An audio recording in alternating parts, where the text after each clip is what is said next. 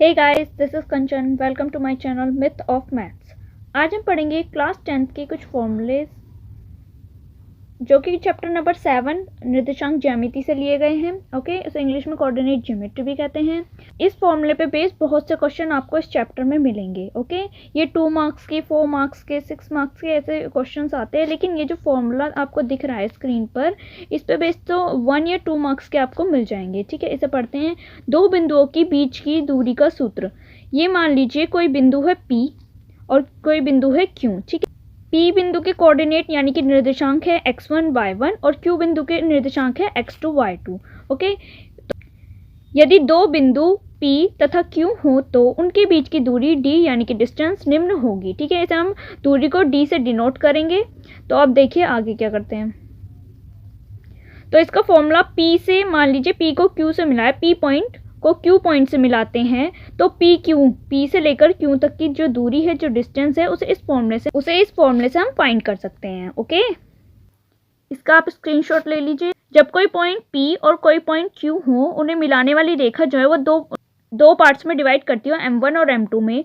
तो और जो P पॉइंट है उसके कोऑर्डिनेट यानी कि निर्देशांक जो है x1 y1 और Q पॉइंट के x2 y2 हो, तो उनके बीच जो पॉइंट B है उसके पॉइंट्स, उसके निर्देशांक, उसके कोऑर्डिनेट्स क्या होंगे।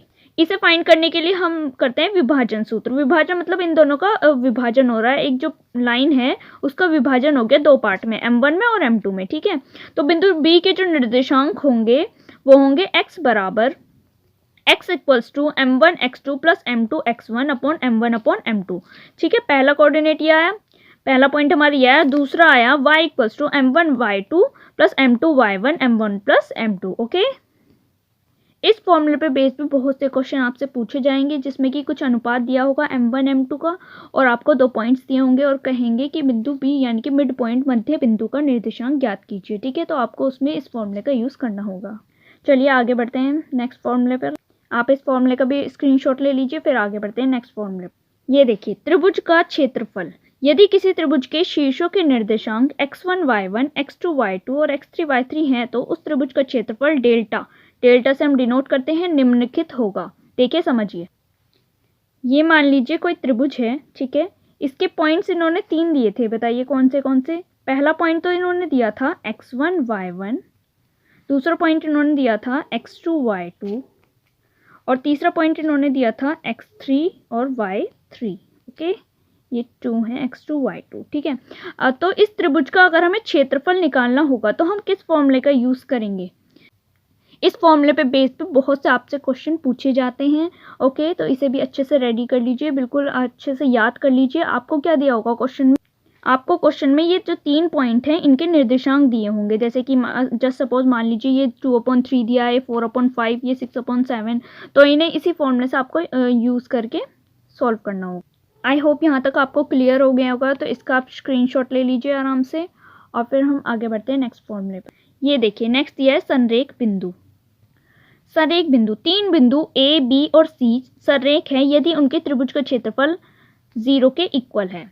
ये मान लीजिए जो अभी हमने पढ़ा था त्रिभुज का क्षेत्रफल, ये वाला, अगर इसे हम 0 के इक्वल पुट कर दें तो ये हमारे त्रिभुज कैसा हो जाएगा, ये हो जाएगा हमारा संरेख बिंदु। ठीक है, देखिए जैसे ये 1/2 x1 y2 minus y3 plus x2 y3 minus y1 plus x3 y1 minus y2 का जो फॉर्मूला था, इसे हमने इक्वल 0 पुट कर दिया। तो ये जो 2 है ये इधर चला गया, 0 के साइड, तो ये पूरा 0 हो गया। तो अब हमारा फॉर्मूला क्या बना, चाहे तो आप इसे भी लिख सकते हो, चाहे ये लास्ट वाला फॉर्मूला भी लिख सकते हो। दोनों सही माने जाएंगे आपके फॉर्मूले। ठीक है, ये वाला फॉर्मूला भी आप लिख सकते हो चाहे तो। ठीक है, ये ठीक है, x1 y2 minus y3 plus x2 y3 minus y1 plus x3 y1 minus y2 equals to 0। Okay, और आगे हम इस फॉर्मूले को याद करने की एक छोटी सी ट्रिक समझते हैं। मान लीजिए ये एक सर्कल है। ठीक है, यहाँ पर मान लीजिए 1 और ये मान लीजिए 2 और यहाँ पर मान लीजिए 3। ठीक है, देखिए याद करने का मेथड समझिए, कैसे समझेंगे हम। आपका फॉर्मूला है x1 y2 minus y3। Okay, तो ध्यान से देखिए, तो x1 यानी कि देखिए सबसे पहले तो आप लिखोगे x1, x2 और x3। ओके, और इनके बीच में जो y1 y2 minus y3 y3 minus y1 y1 minus y2, इन्हें कैसे याद रखें कि पहले y2 आएगा, y1 आएगा और y3 आएगा। इन्हें समझने के लिए देखिए, जब आपका x1 आएगा तो आप लिखोगे y2 और माइनस y3, ठीक। जब आपका x1 आएगा तो आप लिखोगे y2 माइनस y3, प्लस जब आपका x2 आएगा, क्योंकि यहाँ पर 2 आ गया तो आप लिखोगे 3 और 1, y3 माइनस y1, ठीक। फिर प्लस जब आपका x3 आएगा, मतलब कि ये वाला पॉइंट, तो आप लिखोगे y1 माइनस y2, ठीक है। ये है छोटी सी ट्रिक है आपकी याद करने की फॉर्मूले को। ये देखिए, अब आराम से याद हो जाएगा formula.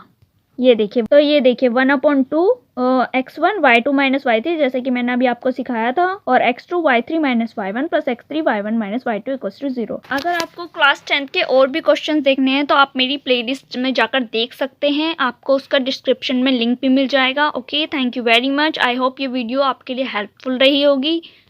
Please like, share and subscribe.